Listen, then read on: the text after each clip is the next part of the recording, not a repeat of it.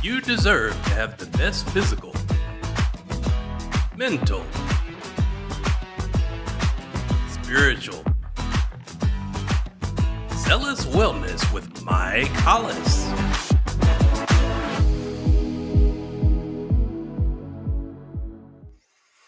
Hey there, and welcome to another episode of Zealous Wellness with Mike Hollis. I'm your host, and we are going to be talking a little bit about nutrition today with regards to how it benefits us in wound care, health care, obviously with our bodies and what it's really doing. But I have a guest today that's got some very unique experience with wound care, especially for the geriatric communities. But we're going to talk a lot about how he uses, and he's figured out really, some solutions and some products. Even he's kind of came up with his own products that will actually help the wound care through basic nutrition. So I'm really excited this is right up our alley. And we haven't talked about wound care here on Zealous Wellness yet. So this is a perfect opportunity for us to kind of get really deep into that and think about it, because that's a kind of a big deal, especially for older people. You think about older people always getting, injured or falling down and things like that. And I always see a lot of wounds on older people because of that kind of thing. And so I think it's very important that we understand, because they're deficient in a lot of stuff at their older ages. Their bodies aren't functioning like they used to.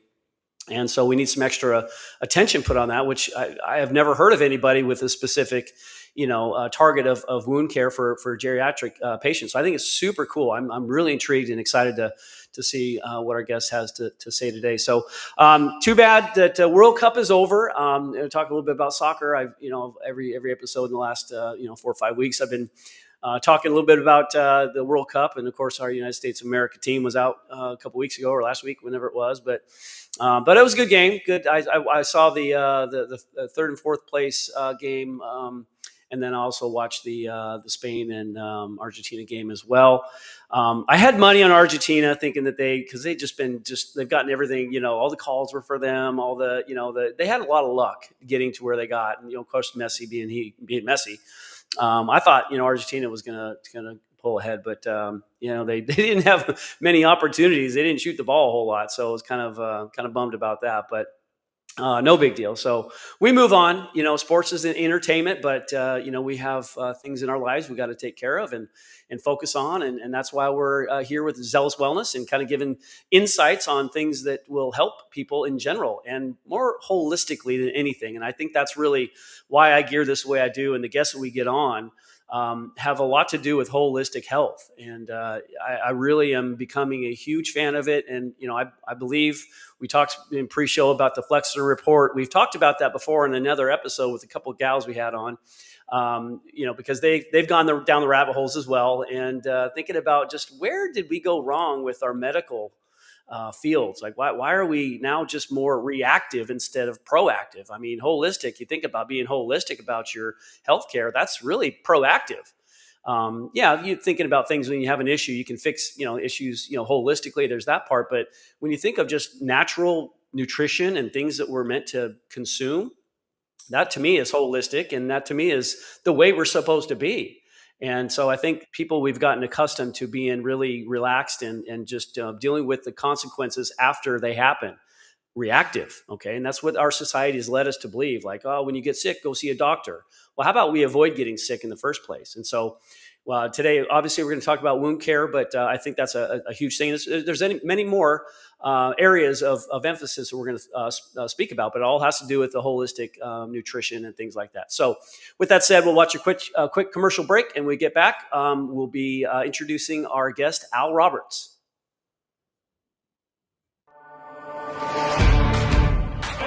It is possible. It's different this time. I'm showing up for myself, because now I know that weight isn't about effort alone. It's not just calories in, calories out. For years, the world told us it was simple. Eat less, move more, try harder. But science has shown us it's more complex than that. It's a real metabolic condition. That's where GLP-3 comes in. Powered by MBC 267, a naturally derived peptide complex discovered in salmon from the Norwegian Sea and select mushrooms. GLP-3 works with the body's own system to help manage appetite and support metabolic balance. No fighting your body, No forced outcomes, just support where it actually matters. Because when you address the real factors at play, progress feels possible. I'm becoming the best version of myself. This is me and GLP-3. And welcome back. So I have Mr. Al Roberts. He's lived in Jacksonville for 19 years. He's from a small town in Northeast Georgia. He works in the medical industry, specifically the wound care industry, as a registered nurse. He primarily provides services and care for geriatric population, but also in the occasional younger adult population as well. He's been in the medical field for over 26 years, and over that time, he has held many different licenses. And he's earned and maintained several board certifications as well. So above all, he has been using nutrition to heal wounds for over 18 years. It has all led him to become an expert in the geriatric care and geriatric nutrition. Mr. Al Roberts, thank you so much for joining the show. I'm excited to hear what you have to say about everything about your knowledge. I'm going to leave the floor up to you. I'm going to ask you some questions, but I know we're going to get some great education today. How are you doing today, sir? Great, Mike. Great to be here. I appreciate this opportunity to kind of get my information out a little bit more. Very good. Very good. So you're fill in the blanks a little bit. Over the last 26 years, what kind of things have you been doing? I know that your biography has a lot of stuff in it. I would have spent an hour talking about your biography the whole time, but I'm going to let you summarize it for us. Tell us all about your 26 years of interest in the nutritional space that you're in now. Okay. So I got into medicine kind of accidentally, and when I first went to college, I went to learn how to weld, and so I had my own welding business and maintenance business, and I've got an older brother. He was in the volunteer fire department, and he came to see me one afternoon, and he said, "Hey, I want to go to the fire academy, but I don't want to go by myself. Would you go with me?" So I was like, we went back and forth for a couple of days, and I finally broke in, and so I went to the fire academy with him and joined the volunteer fire department, and that was in 1998, I believe, and so I'm from a real small town, so in my volunteer fire department, the EMS director, who was also the emergency medical services director, he was also the county coroner, he was also the 911 director, and the FEMA director, and the GEMA director. So he was everything emergency services, and I actually grew up around him, but he was my brother's age, so. So we knew each other, and he kind of watched me grow up as well. But so he, after getting in the fire department, he started to get after me to go to EMT school, and so he eventually twisted my arm, and I went to EMT school, and as a EMT intermediate, and I got my EMT license in 2001. And I was working on the ambulance, and 9/11 happened, and so I ended up joining the Army National Guard. We had an Army National Guard unit in our town, and so I went to join the Army and went to Fort Sam Houston, the Army Medic School. So I graduated there in 23, and spent about 2 years on active duty, and then came home back on guard status, and then I went back to work with EMS, and then I went to LPN school, graduated LPN school, and got my license in 2006, and in the later part of that year, so the time before I left to go to the Army, and then after I got back, the EMS director got with the county sheriff, and they formed a dive team, a search and recovery dive team. So where I'm from is the granite capital of the world, and so there are granite quarries everywhere, and then we had lakes everywhere, and then our county is surrounded on two sides by rivers. So anytime we had a water incident, we had to call a dive team from other counties. So so they started the dive team, and when they started it, he asked me to be in charge of it. So I was a dive captain of the search and recovery dive team for the sheriff's department. And so at the end of 06, I went down to Key Largo and took a course from a world-renowned guy. His nickname is Hyper Dick, but it's Dick Ratowski and Hyperbarics International. Well, I spent 8 days in Key Largo, right there at the hotel and the canal and the restaurant and the bar and the dive shop, all right there in Key Largo, and took that course. And so on my drive home, which was about 12-hour drive, I decided I was going to move to Florida. So I packed up everything and took off to Florida in March of that next year. So about 4 months, 3 or 4 months, and then I worked at so the certification I got in Key Largo was for hyperbaric medicine. So it was a diver medic technician, but it was specifically for safety in scuba diving injuries. But I didn't know it at the time until during the course. But hyperbarics is used in the wound care industry. Mm-hmm. So basically, the hyperbarics helps to increase oxygenation at the tissue level for people like diabetic patients that have wounds on the feet where they have, advanced vascular disease in the lower legs and feet. And so sometimes those wounds can be difficult to heal. And so that's an approved diagnosis for Medicare to treat with hyperbarics. Hyperbarics is very expensive, and been a lot of fraud in that over the years as well. But So in the end of 07, after I moved to Florida, I got a job offer for an office manager position. And so when I moved down here, after I finished my LPN program, my first job I got as a nurse was a WIC nurse. So that's a Women, Infants, and Children program. It's a governmental program, supplemental assistance program. And so that's where I was initially trained in the wound care.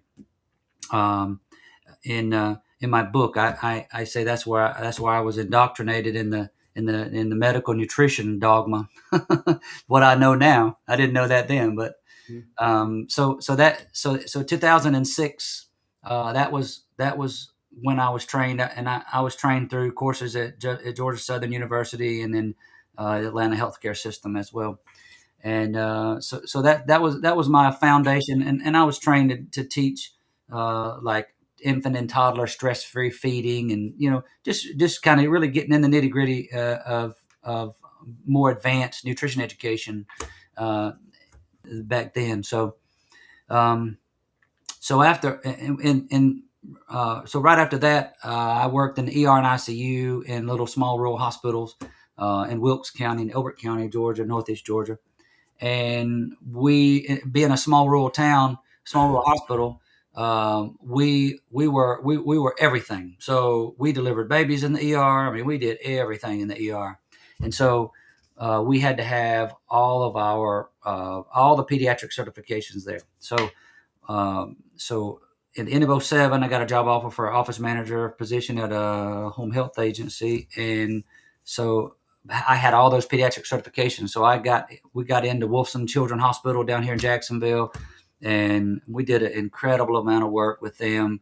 Many of their home IV programs, all kinds of stuff.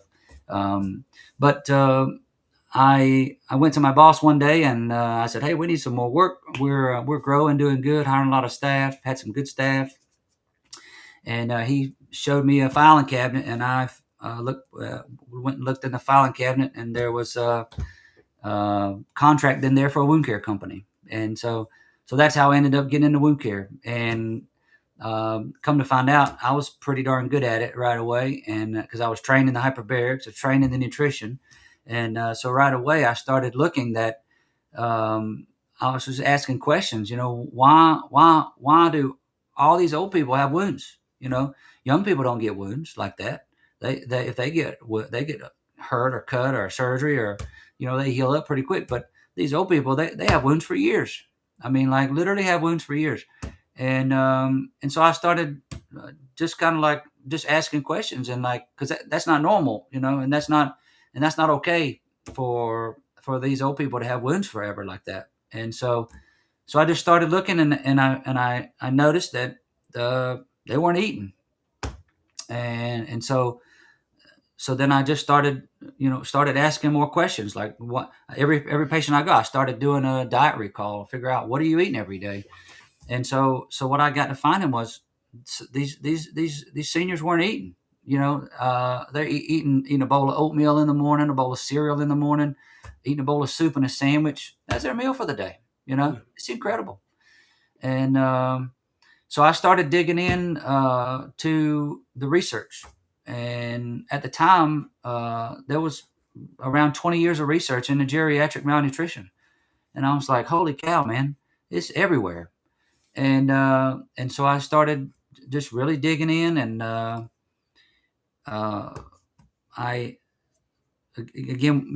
started, as I would learn something through the research. I've always had positions where I was as a consultant, or I was in a management level, where I always had a little more leeway, with implementing things like that. And so I started putting patients on whey protein shakes, and it was just like, bam, wow, it's, their wounds just jump, just start healing like crazy. And so I would kind of put that in the bag, and then I would just read some more research, and I'd figure this little link out here, and then I'd go back and I'd adjust that link and throw that in the box, and just years and years and years and it's been 18 years since I've been doing that now, and it's my bag of tricks is pretty big. Yeah.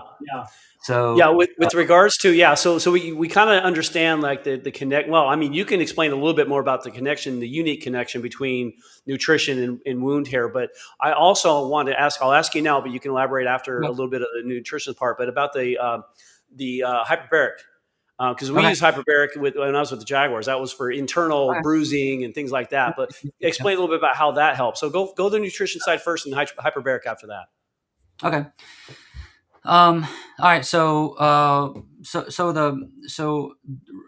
here now, currently, there's over 30 years of research in the geriatric population. Okay. What the research says is that, and the research uses an evaluation tool, and it's the standard in medicine.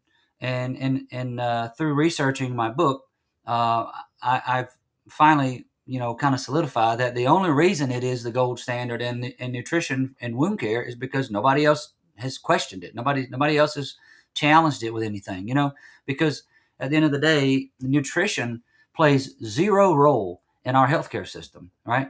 And our healthcare system is money driven. It's profit motive complete. There's no health motive. There's no prevention motive. The only motive in our healthcare system is the profitability of procedures and pills. That's it. Okay. So that's why there's in the United States today, there is not one person in the medical industry that is trained in geriatric nutrition. Not one. Registered dietitians get zero training in the metabolic health of the gut of the geriatric patient. Okay. And so these geriatric patients they're just extremely malnourished. But so this tool was used, and it asks questions like, have you had any changes in your diet in the last 3 months? Right. Well, these seniors hadn't had any changes in their diet in 10 years or 20 years or 30 years. So a questionnaire that's trying to track changes over the last 3 months is not going to happen. And so even with that poor of a diagnostic tool, what the research says is that in a hospital, right now, people over the age of 65, over up to 80% are malnourished. Right now, today in a hospital, okay? In a rehab center or a nursing home, up to 70% of those patients are malnourished. Okay, that's today. And again, and that's using a tool that's completely irrelevant for the geriatric for identifying at risk for the geriatric at risk for malnutrition. And we see all this research. The malnutrition in the geriatric population, it increases the hospital. It increases the frequency of hospitalization. It increases the fall risk. It increases the length of hospital stays. It increases the death. The mortality rate is higher. It increases your all your injuries. I mean, your sarcopenia, which is muscle wasting, your bone loss, which is osteoporosis. There's all the research you want to go read that has linked protein malnutrition to osteoporosis and sarcopenia, But guess who knows that in medicine? Zero, It's just crazy. But so what happens is when you go to your doctor every year and they do those set of labs every year, on your chemistry panel, there are two labs that come out, and one of them is a total protein lab, and one of them is an albumin. Okay, in younger people that are healthy, that don't have chronic inflammation, those numbers are okay markers, but those markers are very heavily skewed by inflammation, and all of our geriatric population has inflammation, and so that makes those numbers no good. And the leading dietary organizations in the civilized world, in Canada, in the United States, in Australia, and the UK, for almost 16 years, they have been advising that you do not use those two labs to diagnose malnutrition. Okay, so and here's why. When the geriatric as we get older, we produce less stomach acid. So we have weak stomach acid. Stomach acid, good high potent stomach acid, is required to break down protein into the single amino acids. It's required to break down and utilize iron and B12. Okay, so almost all of our seniors are deficient in protein, they're deficient in iron, and they're deficient in B12. And so, when we have the poor stomach acid, also our medical system withholds salt from seniors. These seniors that I treat, they're terrified of salt. They like I see some, and they'll tell me I don't even have it. Yeah, they tell me I don't even have it in my house. Right? I don't even have salt in my house. That's how scared our seniors are of salt. And so, guess what salt does? Salt is a precursor for stomach acid, right? So if you don't eat salt, you're not going to make stomach acid. Okay, so we're up to about problem number 3 now, and so a few other things happen to the geriatric gut as well. As far as when we eat and we eat a big meal, our stomach kind of swells, and it begins the what's known as the stomach acid or the stomach acid cascade. So that stomach acid cascade is initiated by a stretch of the stomach. Okay, so seniors' stomachs, they don't stretch like they did when they were younger. They get harder. Okay, and so that's why we see seniors where they eat a couple bites of food and they get full and they just can't eat anymore. And it's super frustrating for adult children that are taking care of their parents. And why won't mom or dad eat? Well, it's not that they don't want to eat; it's physiologically they just can't eat. So we don't have that stomach stretch, so we don't produce a stomach acid. Okay, so another problem that with our nutrition, our medical nutrition, the way it's taught is they teach seniors to eat, and adults for that matter too, is multiple small meals, 5 to 6 small meals per day. Okay. Well, what does that do? Now we're decreasing the volume, the bolus of food that we eat, which is decreasing the stretch of the stomach, which is decreasing the production of stomach acid. And that goes for bile and other digestive enzymes as well. And so and last thing, protein. Seniors are terrified of protein because doctors have scared them to death of protein because you can't eat protein, it's going to kill your kidneys, right?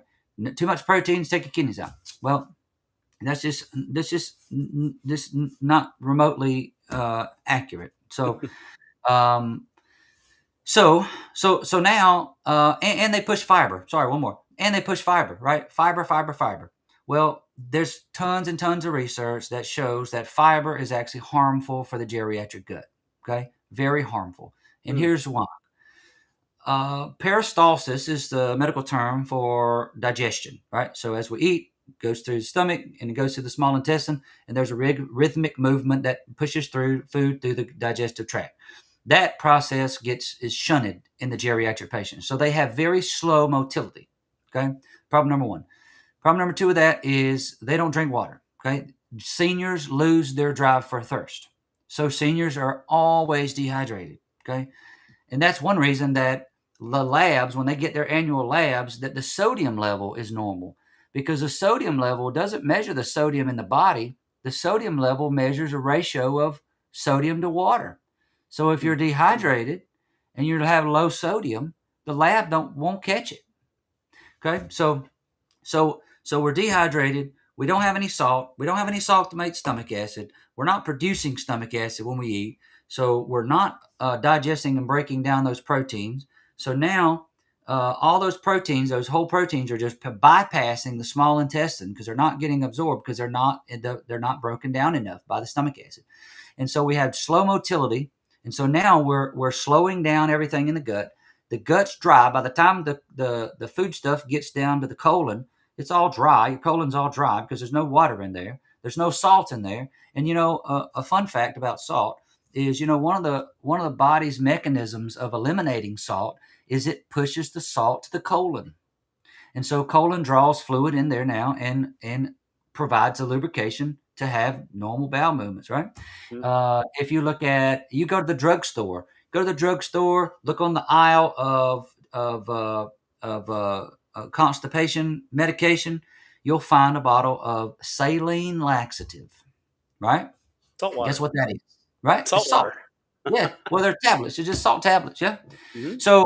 So I teach my patients, eat some salt. We need good salt. I don't like the iodized salt. I recommend, my number one is Redmond real salt. And then we go to Celtic sea salt. And then we have Baja salt. At the end of the day, either one of those three salts are fabulous, But I put a lot of patients on a shot of salt.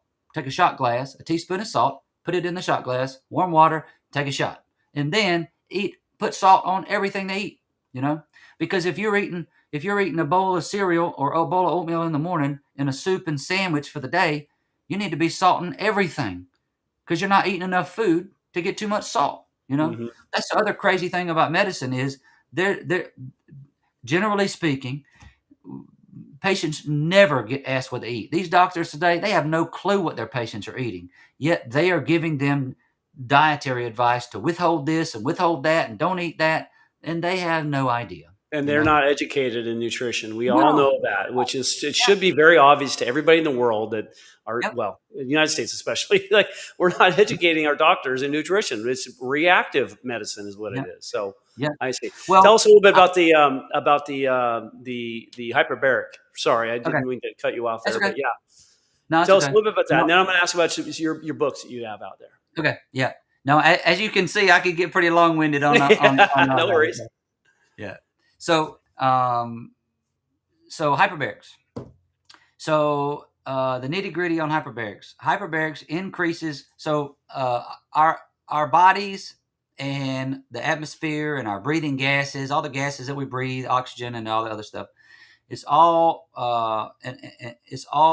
affected by pressure, by atmospheric pressure. Okay, and so when we we'll do it in a relationship to scuba diving. Okay, so when you go scuba diving, every 33 feet is an extra atmospheric volume of pressure. Okay, so here at sea level, roughly we're 15 pounds of pressure.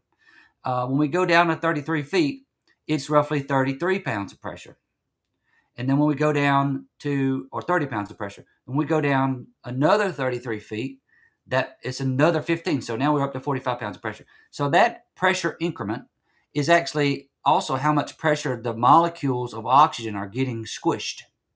And so when we get in a hyperbaric chamber, the hyperbaric chamber is a simulated depth.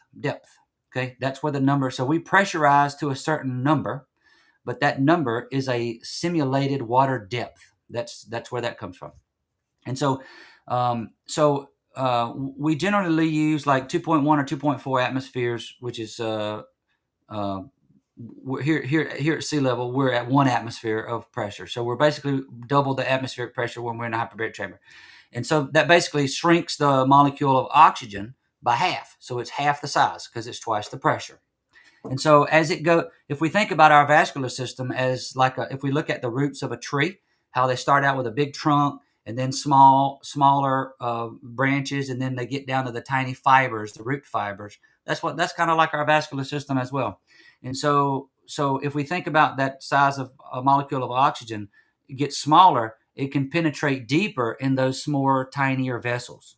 And so now we're delivering more oxygen. And what the research says is that when you're in hyperbarics in a wound care treatment table, which is the 2.1 or 2.4 atmospheres, you increase the availability of oxygen over 2,000 times at the cellular level. Wow. And so you've probably heard of the bends for scuba diving. That's where the bends happens, is because when you go down deep, it shrinks those molecules of breathing gases. And if you come up too fast, those molecules still within your body, they're going to expand and they can get caught in your joints. And that's what gives you the bends. Gotcha. And so the treatment for that is to come up, you get the bends, you have pain, throw them in a hyperbaric chamber, pressurize them, take them back down to the simulated depth that they were. And then you leave them there for a little while, let that circulatory system work, get those bubbles out of there, and then you slowly bring them up. And so you can off gas as you come up to get rid of those big bubbles.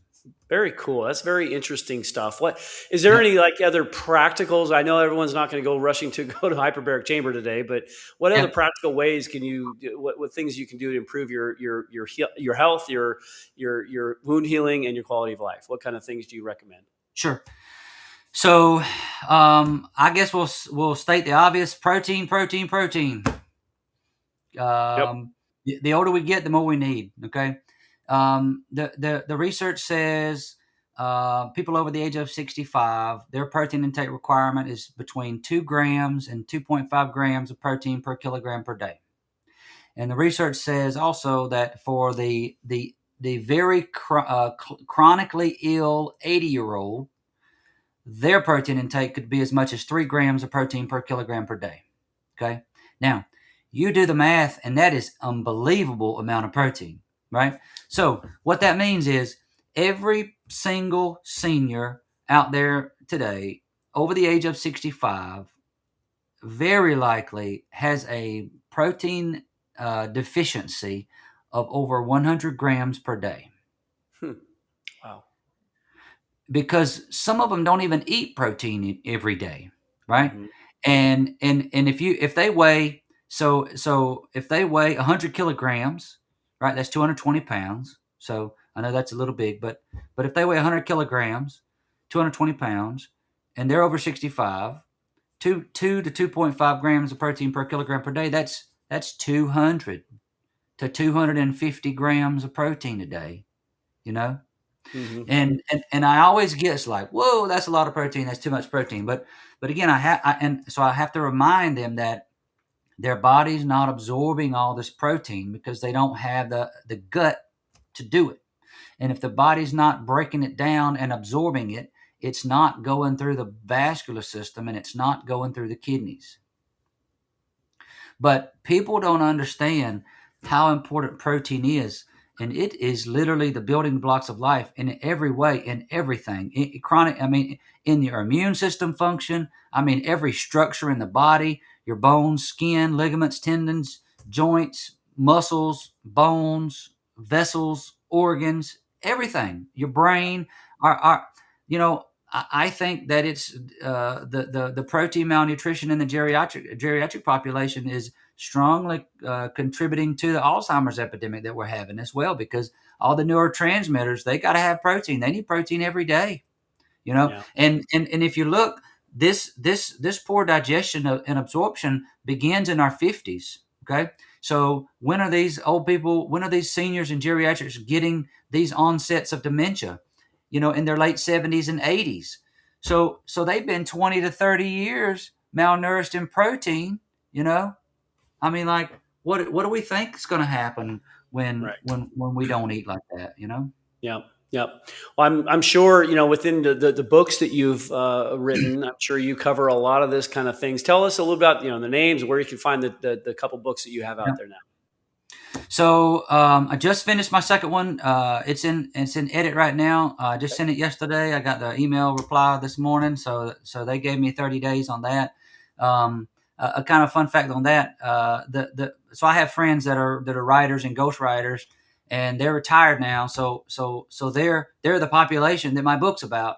So not only am I going to get a good edit job, I'm also going to get feedback from two seniors when as they read my book and edit my book. So I'm excited to get that back. But so my first book is called "Do You Want to Heal Faster?"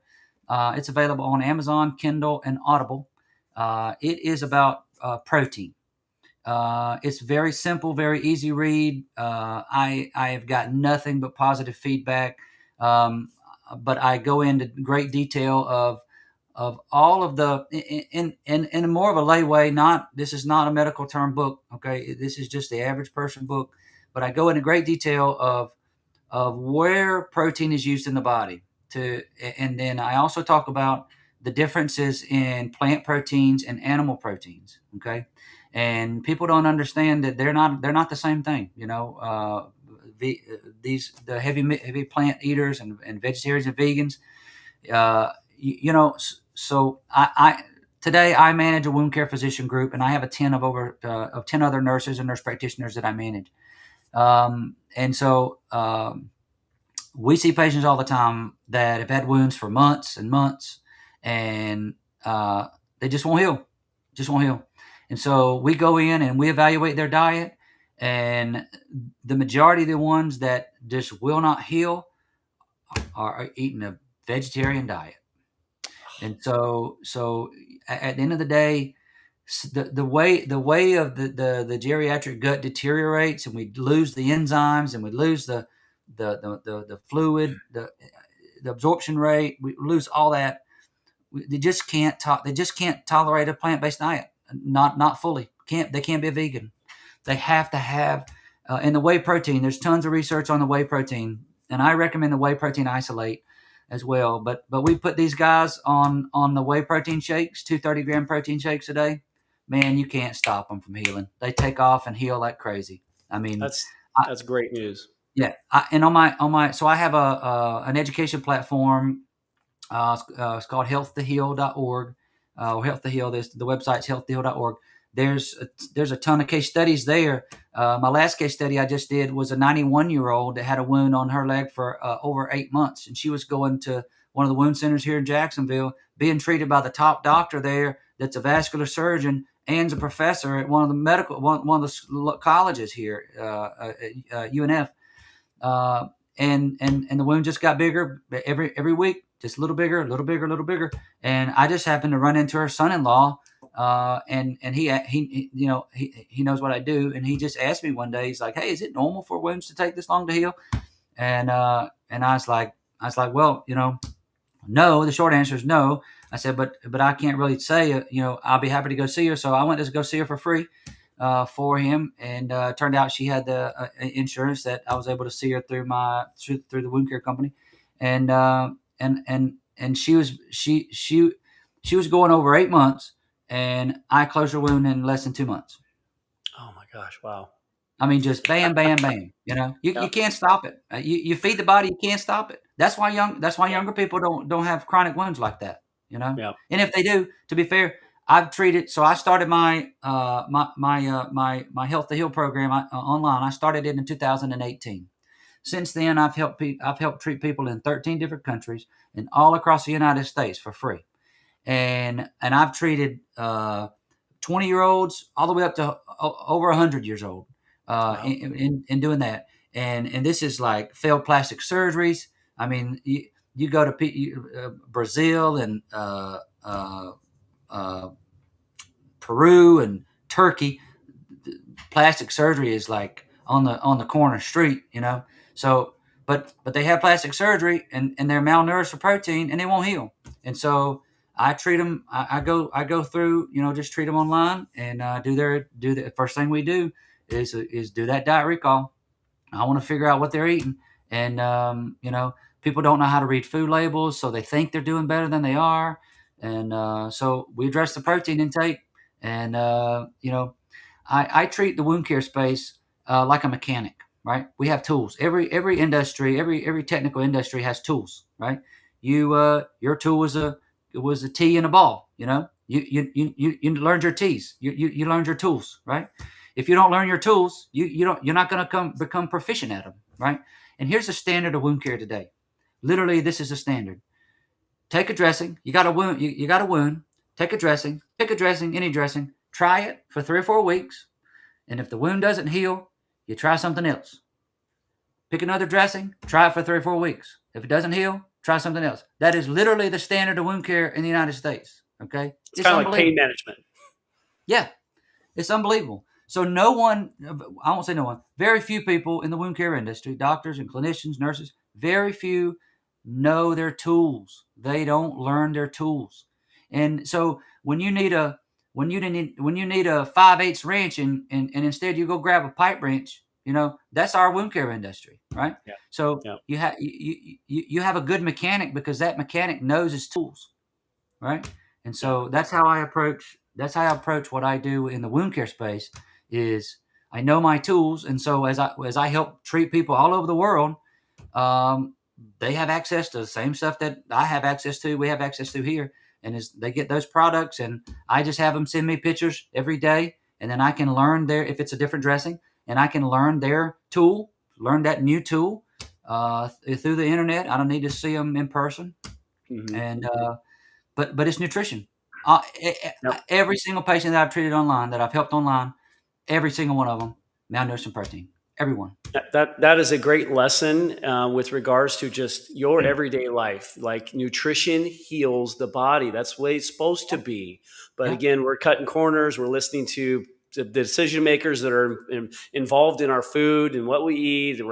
Again, it's that whole cycle of they want us sick so they can have the money and make the money by squeezing out of us to keep us alive because we're sick. Well, let's just avoid all of it in general. And they don't want to know, these bigger, higher ups, these decision makers do not want to know what you are sharing right now. They don't want you to know. They don't want anybody to know about this stuff, that our bodies are meant to heal itself. We don't need all this junk to do that. Yes, there's cases you do, but again, we don't want to say, don't, disregard your doctor. Clearly, don't disregard your doctor, but just understand there's other alternatives out there.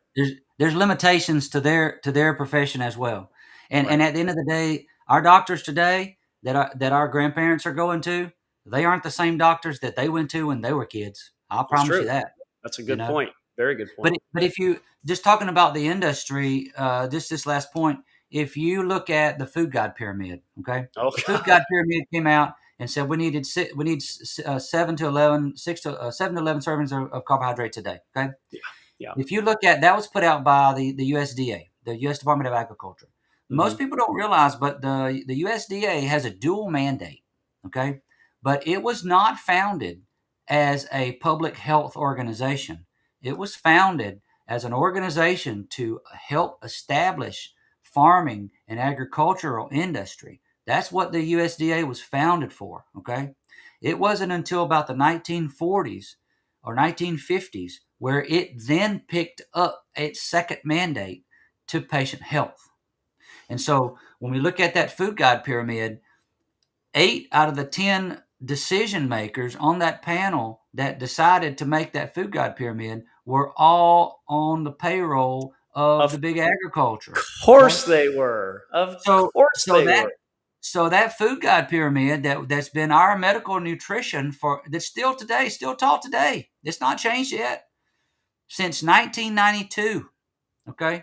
So over 30 years that we've been pushing an industry propaganda, and our seniors cannot tolerate these carbohydrates. They just cannot. There's a book that I reference in my second book called Deep Nutrition, fabulous book. She mentions a term in there, carbohydrate toxicity. Well, it's perfect for the geriatric population. And for that matter, for all our chronically ill. If you've got high blood pressure, you got diabetes, you're obese, you've got carbohydrate toxicity. Our body we can't tolerate the massive amounts of sugar and carbohydrates that's in our diet today. We just can't. And so our body cannot function and maintain. Yeah, we weren't meant for So that. I have patients all the time where when I put them on the 2 protein shakes a day, their blood sugars, they're diabetic, their blood sugars, they come way down, and they're happy. They're doing their blood sugars every day. They feel so good. Their blood sugars are way down. They go to the doctor, and the doctor say, your blood sugars are getting too low. You need to start eating more carbohydrates. I'm like, are you kidding me? Like, can we drop the drugs? Right? Yep. Can we drop the drugs? That's where they're getting their cut, and that's what I started the show off by saying exactly that same thing. There's all kinds of things out there that is putting money in people's pockets that are unnecessary, that are making us ill and sick and keeping us sick and all that. So please tell us, like, where can people find more information about? You mentioned the book on Amazon and other things like that. Obviously the health2heal.org. Is that kind of a main source of information for you specifically? Good. I'm in the process of consolidating, because I have 3 websites. I have an author website that's aleroberts.com. I have a wound care, like a self-training wound care education site that has an algorithm where you answer 10 questions about a wound, and it gives you a whole treatment protocol, kind of like a doctor's order. That's everything laid out. And then so that's located at thewoundguru.com.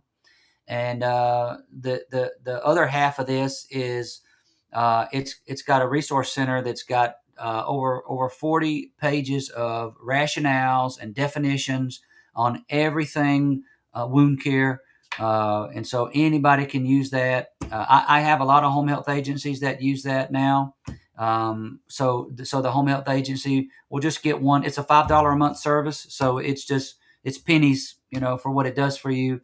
And so it's a $5 a month service, but and they just share it through their company, and I don't care. That's fine. I wanted to do it free, but my website designer and builder made me. He wanted me to charge a lot more than $5 a month. I'll just say that, okay? Yeah. And then so the latest book that I just finished, it's called Geriatric Diet Rehab. It'll be out in a couple of months, but it's a drill down of metabolic disease in the geriatric, and it's completely specific to the geriatric population. Again, because there's no one in medicine that's trained in geriatric nutrition, and our seniors are starving to death, man. They are truly starving to death. They have no salt, they have no protein, they have no fat. All they have is chemical-ridden fruits and vegetables that have very little nutrition anymore because of our monocrop farming. Most people don't realize, but fruits and vegetables, they don't make minerals, right? The only way fruits and vegetables have minerals is if the soil has minerals. But when we've been doing monocropping, for decades, and we fertilize with petroleum-based fertilizer, we're not putting the minerals sufficiently back into the soil. So that's why our fruits and vegetables, they're not half as nutritious as they were, 50 years ago. So I talk about in my new book, fruits and vegetables for seniors should be pleasure foods. And I mean pleasure foods, because they need protein. They need so much protein that we have to focus a diet on protein. If a senior, if somebody over the age of 65 has 2 30-gram protein shakes a day, and they eat 3 meals a day with 20 to 30 grams of protein per meal, which they never do, they still need more protein at the end of the day. So it's just like, holy cow, it's so much. It's just so much. So. Well, I'll tell you that we've experienced a wealth of information with you, and I'm glad we had you on, because people don't think about these kind of things. I didn't know about how important protein was for the geriatric population, but it makes a lot of sense. Clearly, I know how protein is. For me as a young athlete, and trying to stay as young as possible, but You think about how more important it is for the older generation. So I really appreciate your time, and I'm sure the guest, our host, our guest here will appreciate all the information that you've provided us. But definitely, maybe in the future, have you on again after that next book release, and we'll go from there. But again, that'd be great. Mr. Al Roberts, thank you so much for your time, and we will see everybody else. Anything else? Any closing statements you want to make, real quick, Al? No. Okay, So, good. Okay. So people can contact me through healththeheal.org. Okay. So there's consultants. There's a couple of different ways that you can do. You can schedule a consult. Okay, very good. Well, again, thanks everybody for showing up and watching this episode of Zealous Wellness, and we will see you guys next Monday night at 5:30 at another episode of Zealous Wellness with Mike Hollis. Love you all. Take care. Have a great night. Thanks, Mike. Thank you, Al. Thank you for watching Zealous Wellness with Mike Hollis. Please like, comment, share, and subscribe. See you next time.